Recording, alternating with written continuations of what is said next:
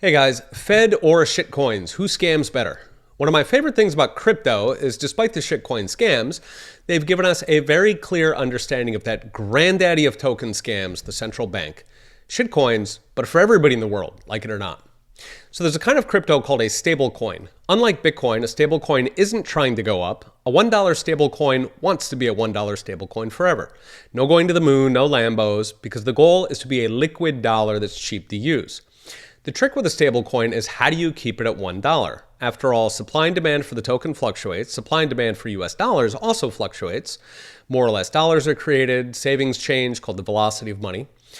There are fundamentally two stablecoin models. One is good, one is bad. The good model is backed.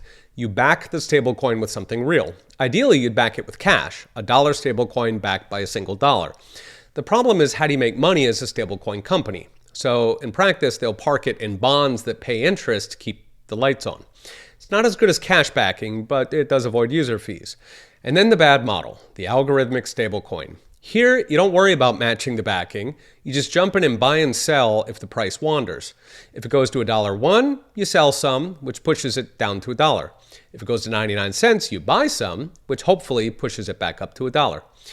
This works in normal times, but the problem is if demand is evaporating fast. If it's headed to 90 cents or 80 cents, users may think you don't have enough money to keep buying, at which point you get a run, just like a bank that doesn't have the money. The coin goes to zero.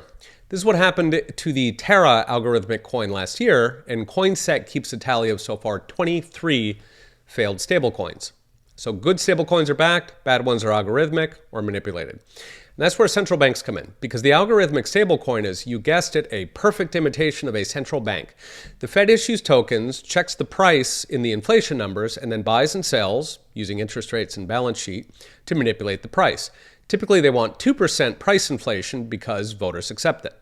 Note, this is actually worse than algorithmic stablecoins because remember, the stablecoin had some backing, just not enough. Central banks have essentially zero backing. A dollar is worth a dollar, like a snake eating its tail. You can't trade it in to the bank, to the central bank, for anything at all. Literally, there was a guy in the 1970s who tried. He sent his dollar to the Fed for redemption, and after several months, presumably figuring out what to do, the Fed mailed him back a freshly printed dollar. So why aren't there central bank runs? Easy. It's illegal for you to refuse their tokens. Called legal tender laws, these make it a crime to refuse debt payment in the government token. In fact, every US dollar has a phrase, "This note is legal tender for all debts, public and private." That is a restriction on you. It feels like they're doing you a favor, but it is not. That is telling you, you must accept this plea. It means they can force you to give them literally anything for their tokens. Unlike Terra, nobody can refuse. The only central banks that do fail, like in Zimbabwe, are because people stop following the laws and even the police know it's ridiculous. So legal tender laws force is the key to fiat, the janky little bolt holding the whole thing together. Without legal tender laws, you'd be free to refuse their confetti. With legal tender, fiat graduates from standard crypto scam to world-striding mega scam. All right, see you guys next time.